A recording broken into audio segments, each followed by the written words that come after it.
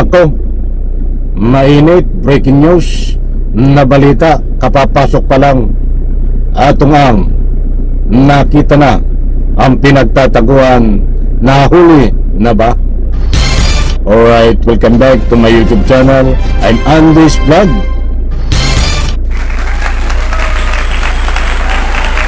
Mga kaibigan, latest update tungkol dito kay atong ang ay ilang buwan na rin itong nagtago. Marami ho ang nagtatanong dahil kumalat to sa social media na itong si atong ang ay kung nahuli na, sapagkat lumabas din ho sa balita na nakita na si atong ang mismo ang kanyang pinagtataguan. Sa like sa video na ito, huwag niyo pong kalimutang pwede po kayo mag-comment sa comment section, karapatan niyo po yan. Please like and subscribe, mga kaibigan. Ito po ang mainit na usapin ngayon. Kung nahuli na ho itong si Saldico, ay ito naman ang usapin, nakalalabas pa lang na mainit na usapin, ang paghuli, pagdakip kay atong ang mismo. Saan ba siya nadakip? Saan ba siya nakita? Ito ba ay may katotohanan? Kung nahuli na, mga mahal kong taga-subaybay kapit, wag po kayong alis dahil mayroon po akong ibabahagi sa inyo. Nako, matindi ho ito. Dati ho ay lumabas at kinumpirma dati ni John B. Cremolya na nasa ibang bansa daw. Kayo po ba ay naniniwala na sa ibang bansa ito, sapagkat mismo si atong ang ay nakita na ho ang pinagtataguan. Hindi po ito basta pinagtataguan ang nakita. Mismo si atong ang ho, ang eyeball to eyeball na nakita, mga kaibigan, mismong ang katawan ni atong ang, mga mahal kung taga-subaybay. Ito po, ibabahagi ko po sa inyo. Shoutout po sa lahat. Matindi ho ito. Balita naman po sa isa pang pinaghahanap na pugante. Ito po yung latest update sa kanya, mga mahal kong taga-subaybay kay atong ang. Kaya't ito po ang huwag niyo pong kaligtaan panoorin. Nako, Ang red notice ng Interpol laban. Balita naman po sa isa pang pinaghahanap na pugante. Nilabas na ang red notice ng Interpol laban sa nagtatagong negosyanteng si Atong A. Kinumpirma ito mismo sa News 5 ni Interior Secretary John B. Cremolya. Kapag may red notice ang isang tao, pwede siyang ipaaresto sa ibang bansa. Sinabi kamakailan ni Secretary Rimulya na namataan sa Calabarzon si Ang. Hindi niya idinetalye kung saan ang eksaktong lugar. Nauna lang sinabi ni Rimulya sa One News na muntik na nilang ma-corner si Ang pero nakatakas. Si Atong ang itinuturong mastermind sa pagkawala ng mga sabungero. Mga kapatid, ayan mga kaibigan, maliwanag ho. Ayon po sa balita na ito, kung pagbabatayan natin, si atong ang ay nasa Pilipinas, muntik nang mahuli, subalit nakatakas. Paktay tayo dyan. Ano ang nangyari, mga kaibigan? Ulitin ko po sa porsyon na yon, dahil marami ho ang nagdududay. Dahil itong si John B. Cremolya lagi nagpapalabas ng statement na mahuhuli na si atong ang, at ngayon naman ay muntik nang mahuli. Para sa lubos niyo pong pangunawa ito. Kapag may red notice ang isang tao, pwede siyang ipaaresto sa ibang bansa. sinabi kamakailan ni Secretary Rimulya na namataan sa Calabarzon si Ang. Hindi niya idinetalye kung saan ang eksaktong lugar. Nauna lang sinabi ni Rimulya sa One News na muntik na nilang ma-corner si Ang pero nakatakas. Si Atong ang itinuturong mastermind sa pagkawala ng mga sabungero. Mga kapatid, Ayan, buhat po sa News 5. News 5, shoutout, ipaintulog ang paggamit ng inyong video clips.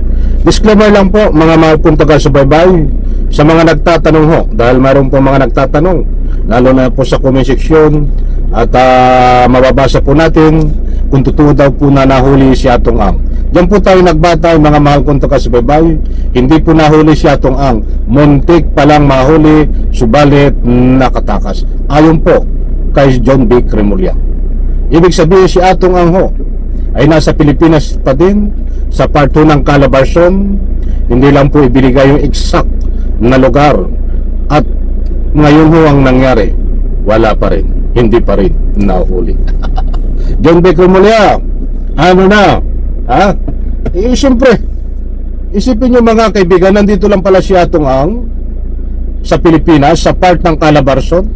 Kumpirmado ho. Dahil eyeball mismong katawan ni atong ang nakita. May nagkaroon po ng ikangay pagpapalo up, subalit ayon kay John B. Cremulya ay hindi nila nadatngan doon, mga kaibigan. Ganun ba kahina ang hanay ng NBI pulisya o ano pa mang umahawa katulong sa paghuli kay atong ang ay gusto nyo ba ay isusubo na parang kanin ang trabaho sa inyo na kayo ay makakahuli lamang ng isang may arrest warrant o pugante kapag aktual nyong nakita sa isang lugar, at kapag lumayo na ay hindi nyo na mahuhuli? Ano ang ginagawa ng mga intelligence nyo? Ano ang ginagawa ng mga kakayanan ng sino man namumuno dito? Ganun na lang ba yun, mga kaibigan? Muntik nakawala, muntik nang mahuli, kaya lang ay nakawala, ibig sabihin na ay nakatakas. Anak ng katakot-takot. Hindi naman ho tayo nagmamarunong. Parang ang gusto nyong palabasin na talagang parang kanina isusubo lang ang paghuli dito kay atong ang. Gusto kong ipunto, kapag si atong ang ay nadatngan nyo sa isang lugar na yon at hindi umalis, ay mahuhuli nyo. Ngayon kapag nakatakas, ano ang gagawin nyo? Hindi na mahuhuli.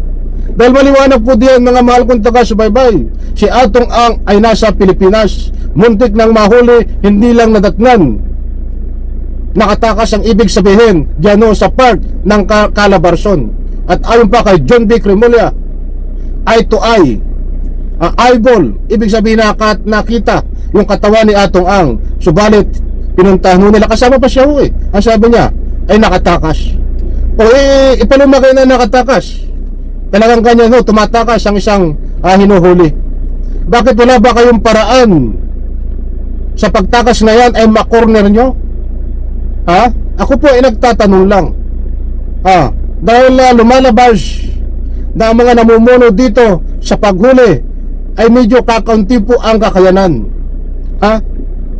Yung iba nga ay nasa ilalim ng lupa. Yung katulad ng ginawa ni General Torre diyan kay Kibuloy, hinukay sa ilalim ng lupa, natriso na sa ilalim ng lupa. Dapat kayo meron din ganyang kaalaman na kahit saan tumakbo, lalo na dito sa atin sa Republika ng Pilipinas, ay kaya nyong itrace kung nasaan na. Ay parang walang balita, walang lumalabas na balita na mahuhuli nyo, laging muntik. Dahil sablay kayo? Ano ba ang dahilan kung bakit kayo ay nagiging sablay? Ay sana naman ay hindi pira ang dahilan dito. Kung hindi pira ang dahilan kung bakit sumasablay kayo, ibig sabihin sablay, mahina ang kakayanan ng mga nanguhuli ho dito. May mga intelligence pan kayo, may mga pinapakalat kayong tao, mayroon kayong connection diyan. Bakit hindi kayo makagawa ng paraan? Baka pagdating ng panahon, ay lumabas sa balita na si atong ang ay nakita sa Calabarzon, subalit nakatakas papuntang ibang bansa, ay wala pong imposiblihan kung hindi nyo gagawa ng mabilisang aksyon. Kaibigan, kinulangan po tayo sa oras. Ibig sabihin po dito, hindi pa nahuli si atong ang, muntik mahuli. Kahit nakita na ho ang kanyang pagkatao na nasa part ng Calabarzon, hindi pa ho nahuhuli, nakatakas daw, mga kaibigan. Anak ng katakot-takot, talagang matindi ito. Abangan po natin kung ano mangyayari dito. Isang like, isang share sa video na ito. John B. Cremulya, shout out. Ano na? Grabe. Talaga. Ganun na lang ba yun?